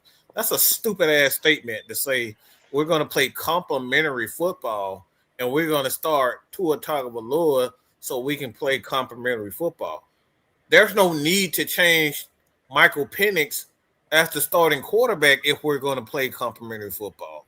Yeah, if you're going to play complementary football, it's in the what? It's complementary to what? Because Tua's just coming in the door. So, like you said it, Mike. That's what I disagreed. I think he was being more to stand than me. I'm talking about the game because if you're going to play complimentary football, there's no point even bringing Tua in with the Atlanta Falcons. Like, I'm bringing Tua in because he's at this point in time, he's much more experienced than Michael Penix. I'm not playing complimentary football with Tua. I'm opening the book. I'm opening the entire playbook if I'm starting Tua. Yeah, and you've also got complementary football. Sorry to jump in, Kev. You've also got complementary football, as you say, Mike, by bringing back Austin Hooper, Olamide Zaccheaus. That's your complementary football because they know the system that Matt Ryan likes to run. Obviously, Austin Hooper's also familiar with Coach Stefanski. So that's where complementary football starts to come into play. But I ain't starting Tua to try and run what we ran last year because he doesn't really know what we ran last year. He wasn't part of that scheme, and that's why I feel like Brandon here's he's misinformed as to where you were coming from on your take there, Mike. For me, yeah. My question is, if you're talking about complimentary football, isn't that supposed to involve all three phases of the game? Yes, exactly. Why does the quarterback is the only position that determines complimentary football? That's the point that I made. That's exactly the point. Well, what football is all phases of football, including the coaching staff. What kind of goofy? You know what? He didn't realize. He don't even understand what he's saying. See, this is a classic case of just opening your mouth and don't understand what you're saying. Because Lewis Riddick bought into the talking points of what the city of Atlanta is having right now, and the talking point in Atlanta is Michael Penix is not it. Tua is the guy. Yep. So what he ended up doing was he's buying into that, and he's enforcing that with his takes so he can get some brownie points from Atlanta sports fans over this Tua versus Penix thing. And so this is where you see the divide in the content creation in the Atlanta community. I would rather be respected out here than liked. If I say something that you don't agree with, I am happy to have that conversation. If you can give me logical and provable rationale, I will, if not change how I feel, I will at least take your take into consideration. That's the That's kind of what it's all about. But I feel like a lot of these people are just like, nah, I need to be populist in my opinion, and that's not the way to run your show. Uh-huh. The thing about this whole situation is you have two quarterbacks who have a lot to prove this year. Tua's on a 1 year deal. He has to prove that he can still play in this league and start at a high level. Hence is why you have the 1 year contract. Also with the injuries, you have Michael Penix, who is coming off an injury, whose reputation has got pretty much shitted on as far as being able to play the game of football. So he has a lot to prove. The reality of this situation with the quarterback position, you have two quarterbacks that has to prove that they belong. So the thing about it is, and this is why you have Matt Ryan out there working with these quarterback drills with all these guys, because you got a bunch of guys that got a bunch of points to prove. So that's why the competition itself is what is going to be a very key factor for this team. Penix is not guaranteed to be here after this season. Uh-huh. Tua is not guaranteed to be here after this next season. I keep hearing everybody talk about Jack Strand, but they can't name me a Jack Strand game to fucking watch in college. Right. I didn't know who he was until people started talking about him. They didn't either. They don't know who the fuck he is. The reason why they like him because he's 6'5", 240 pounds with a big arm. Mm-hmm. Yeah, but that big arm, if it had been more consistent, wouldn't have been playing for the Moorhead Minnesota State Dragons. He would have went Div 1. Just a point. Like, he has an impressive arm, but I need more than an impressive arm. Yes, exactly. And we fucked around and forgot we still got Trevor Simeon on the goddamn team. We do. Yes, we do. Oh.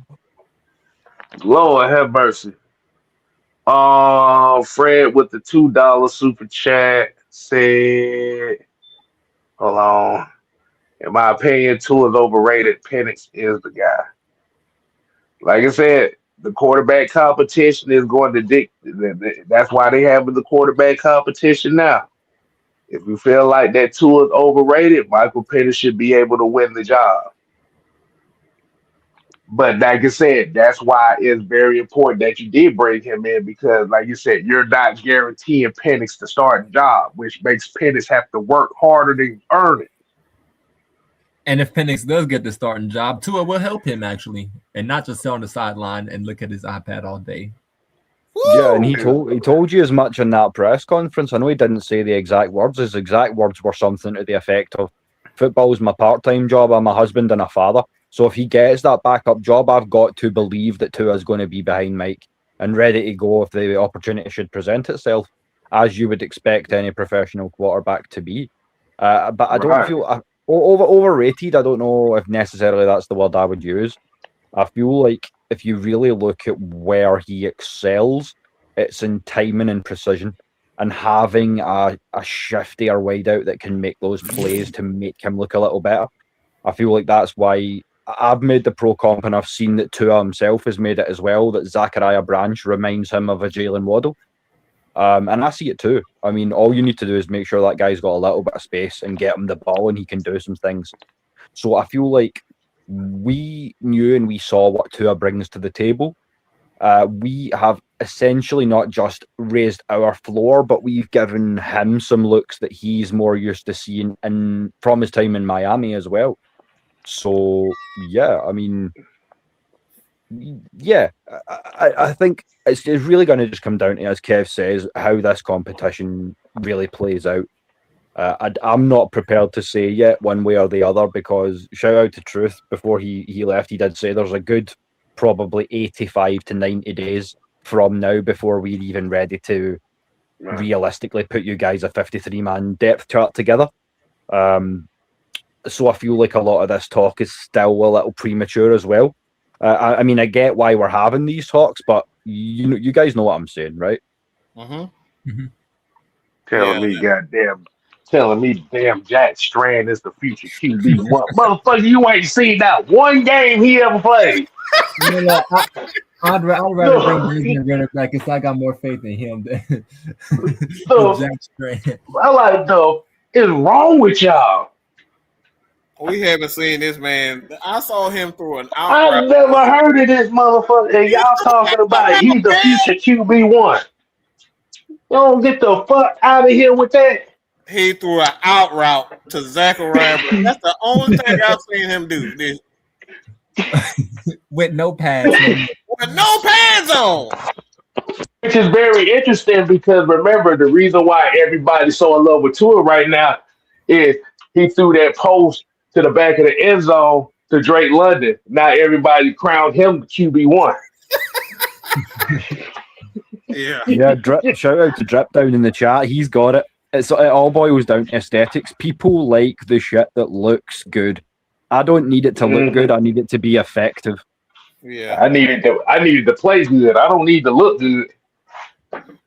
And people overreacting about what Stefanski said about Tua, about Tua having God-given accuracy. I'm like, look at the stats. Tua is one of the most accurate quarterbacks in NFL history. Look it up. It's there. Tua did lead this league in passing yards at one point in time, which is the reason why he got that $200 million contract in Miami. That was right after he led the league in passing. Look, my issue with quarterbacks, when I start hearing them saying shit like football is my part time, like I'm already, my foot is halfway cocked to your ass. Okay, it's already. I don't need my quarterback saying shit like that.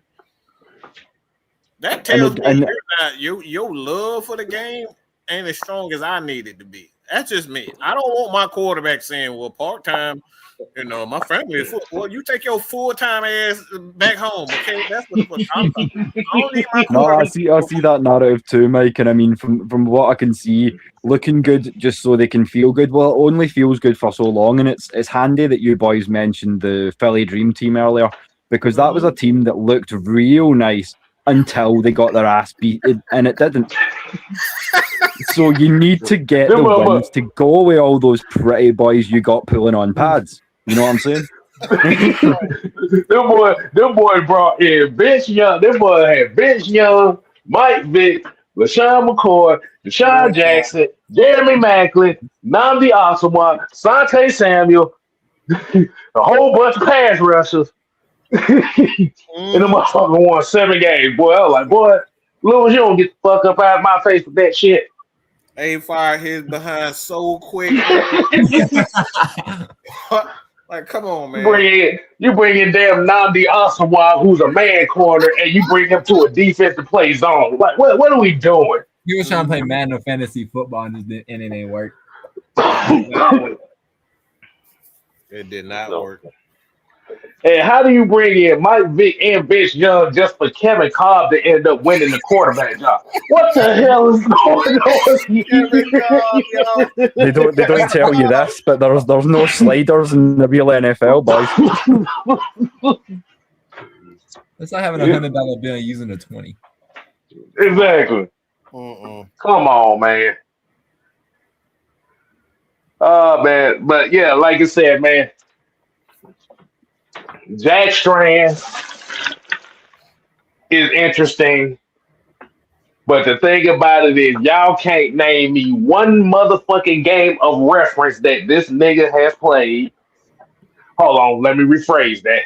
That this guy has played in college to where I can say, yep, he is the franchise quarterback.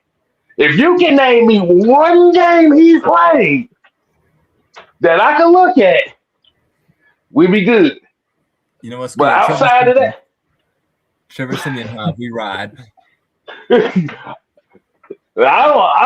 don't care about neither. I don't care about his ass neither. But the thing is, you can't come out here and tell me.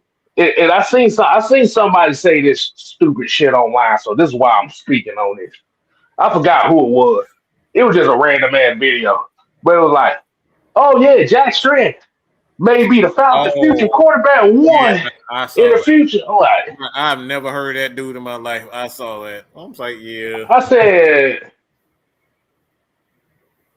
you can't even name me one game in college he played that I need to look at. Look, I'd rather have Diego Pavia before I'll start that. Dang. Damn. Damn. You want Mighty Mouse? That he said you rather have Mighty Mouse? Look, at least I know Pavia can beat good teams.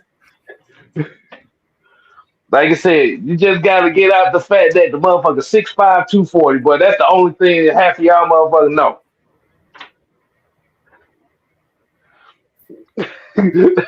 Oh God. Southside here talking about, week one preseason, if Strand goes crazy, fans gonna be capping for him to start week one. Oh, don't let her have 2 carries for 50 yards. Yeah. He run the ball. He run the ball, get like a 30-yard carry on one run. Oh boy, they gonna crown him the Hall of Fame. They gonna crown him a Hall of Famer down here. They did it with Felipe Franklin. You saw how that played out. Oh boy. Felipe's first action as a quarterback, he threw a pick in his first drive on Thursday. He threw a pick on his first drive, and the second drive he ran the ball for 51 yards on the run. And they were talking about, yeah, he's gonna be our quarterback of the future. Boy, no. Well, you want to talk about Franks. I mean, as everybody keeps telling us, he's 6'5", 240. So if it doesn't work out, just switch him to tight end. There you go. Yep. There you go. He been blocking ever since.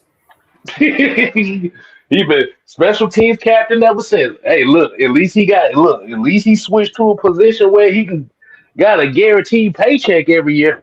Mm-hmm. He's been good at it though. So, I mean, we can't really be mad. We can't really be mad at it. Look, I'm not mad at it. Shoot.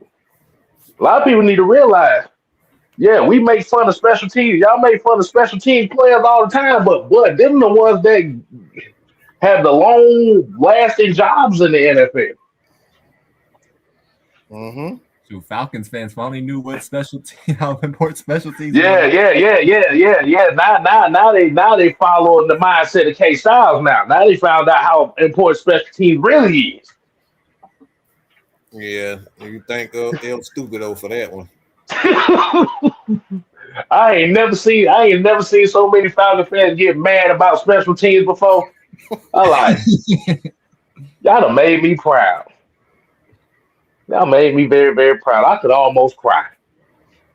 There's a reason why Mike Ford is still on this team. Exactly. You gotta think about it. We went through 4 kickers last year. Think about that for a second. That's already bad in itself. Oh my goodness. Remember the year we had like 3 or 5 different punters? Sterling Hoffrichter. Please don't remind me of that. Mm-mm. That motherfucker literally cost us a game. You said what, Mike? I say you know something wrong when you go through that many punters. Like, boy, how you go through punters? Well, we had punter, Cam Neasy or whatever his name is. Cameron Nazarelic. Yeah. Well, however the fuck Cam Neasy. Cam Neasy. I ain't saying all that shit. Cam Neasy sucked. Sterling Hoffrichter, he got drafted in the 7th round. He sucked. They lucked up on Bradley Pinion that year. I just say that much. Yeah, Cam Neasy got cut because he shanked the putt that cost us the game against Tampa. I remember that. I remember that putt still. I don't remember that putt, but I remember that putt. Everybody said, I'm finna putt. You did it. 15-yard punt. Oh, hell no. Did he get cut like right after that game too? Boy, he got cut right after that game. Boy, Bradley Pinion was on the next plane down here literally after that game. Arthur Smith was not playing. But that's why we keep telling them, man, it's 3 phases of football. You want to make sure all your phases of football is good. Mm-hmm. You don't want to be like the 2010 San Diego Chargers. You don't want to be like that team. Hey, at least we ain't got to worry about Giorgio Tavecchio anymore. So you know. Yeah. With all that due was respect, you don't want to be like the 2025, the 2025 Falcons either. Your offense looks And great, your defense looks great, but your special teams is ass. it was bad. It was horrible. But that 2010 San Diego Chargers team was that was they said that was the worst special teams performance for a team in a regular season in NFL history. How does your team in number one in offense and defense and you only win 7 games? Woo, That's Lord have mercy, that's Jesus. embarrassing. Well, you got to be an idiot coach to have that. I would fire my Bruh. head coach for that. Bruh. They went through 6 straight games where they gave up a block kick return for a touchdown. How It was like 3-4 straight games. How you do that? That's That's impossible. There's no way anybody can do Like, yeah, you're right. It's a special level of inequity right there. it. They had a whole bunch of high schoolers blocking up front. Like, But I don't know what it was, but because I was going back and I was actually looking at that, I was like, bruh, the punter was getting blocked at least once a game for like 5 to 6 straight games. The kick covers couldn't cover nothing. Mm-mm. And I forgot who was the kicker around. I think Nate Kading was still the kicker around that time. He was missing field goals like a motherfucker too. yeah, see, if I was the coach at that point, I'd be like, you know what, punter, just kick it out of bounds every time. Kicker, kick it out the back of the end zone every time. You drop kick that thing. That's what you do. You drop kick it. Drop kick. Yeah. Or whatever it goes, it just goes. Or just fake on every 4th down. At least then it would be fun. Exactly. Shit, if that's the case, you get a punt block every game for 6 straight games. Y'all better go to that rugby style punt. Just get it out of there. I don't think y'all want that. But we got anything else? We got anything else we want to get out, fellas? Anything else? Yeah, I got everything. I'm good. I think I got everything. Oh, Okay. do tell. All right, cool. So we're about to go and get up on out of here. Damn. So we went on about 2 hours here. So yeah, this is a damn good conversation. Like I said, man. We'll let you go ahead and plug yourself, man. Plug yourself to the people again. Let them know. Yeah. Sure Let them know when the next show is. I appreciate you boys again for having me on. I took a little week off, just needed to get my health MOT'd, so to speak. But your boys back this week, so next Scottish Falcon show will probably be on Thursday of this week. Chances are I'll probably be joining Fresh and Sam for the Raw review tomorrow. Apart from that, you can find me on X at Will Waddle, WADL, where I've just passed 1,000 followers. So pushing for 2K now. And in addition to that, as I say, you'll find me on anything the Alliance are doing, anything AFN. Plus, we got a few special announcements coming up ourselves as well. So I will say shout out Germany, shout out Mexico, and shout out to the boys down south. I won't go too much more specific than that right now, but if y'all know, y'all know. And if y'all don't, then you're going to have to just keep your eyes here. But until then, I appreciate you boys as always for having me on. Thanks for hanging back and letting me get on and chat about these trades tonight. Much love as always, guys. All right. No problem, Will. You already know, man. One band, one sound. You family. Just let us know whenever. Right back at you, brothers. Anytime I'm free, y'all know I'm here. All right. Appreciate you. All right, Keyshawn, go ahead and plug yourself, man. Follow me on Twitter or X, whatever you call it. At Keyshawn Vlad, just type my name in. I do articles, post videos, trying to be more versatile. I do Falcons, Hawks, sometimes Braves, sometimes other teams around the NFL and NBA. I take requests too. I don't just do all my own stuff. I take requests too. So yeah, that's about it. Okay. Okay. So, like I said, man. One more Man, thing. And go ahead. I will try and make 1 or 2 training camps this year as well.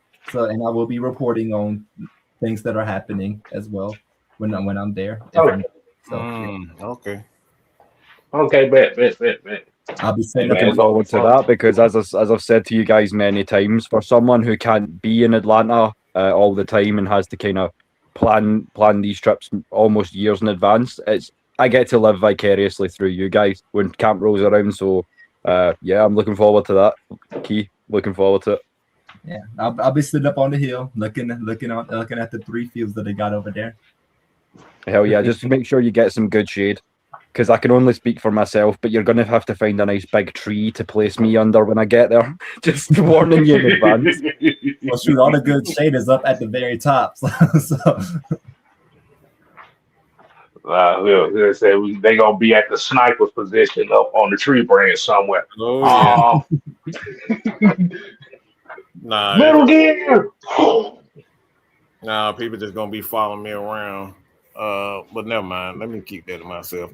Oh, you know that's gonna happen. So you might as well. Yeah, You might. I had somebody hit me up. Somebody randomly called me. Like randomly called me today. I get some of that.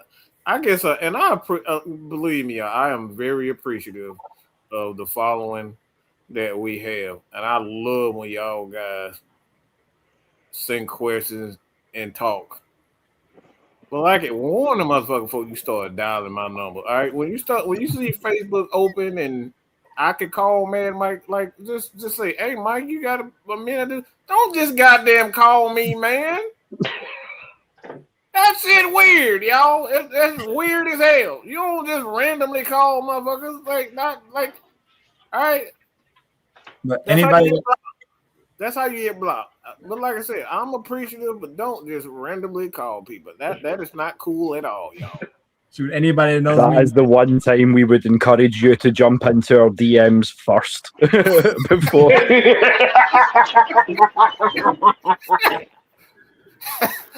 Anybody They going down in the DMs.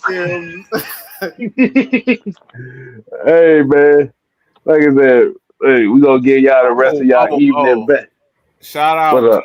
King Fred, Vincent Moore, and LT for today's super chat. We truly appreciate everybody that continuously support us. And like I said, all of these all the super chats, that goes into our plan to have some off.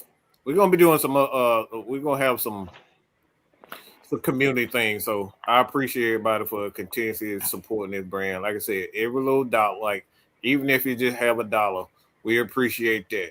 You know what I'm saying? It goes into helping. So appreciate it. That's all I gotta say about that, kid. Just one more thing before we close. While you're on community, Mike, I know if you guys follow us on the social media, you'll know this is all going on. But just to everyone in the chat, I mean, from everyone on the panel, all love and all prayers to our brother down there, John St. Clair. So keep your prayers coming. Keep sending him all the good DMs. Keep sending good energy his way, because he's another one that I mean, he's in the shows sometimes before we even are. So all love and appreciation, John, for your continued love and support. We'll be here to obviously give you your good Falcons content while you're healing up. And then as soon as you're feeling ready to get back into the battle, we've got a gap to assign you to too. So just keep on keeping on, brother. Absolutely. Yes, sir. Yes, sir. Yes, sir. So, hey, man, we're going to give y'all evenings back. Till next time, people, we ain't here to play. No. We here to stay. Oh, yeah, dickhead. You ain't got to go home. But you got to get the hell out of here. Oh, yeah. Talking about some goddamn Jack Strand being a future quarterback. I saw that. Get the fuck up. You know what? I'm out. I changed that damn channel. Look, I changed from his YouTube.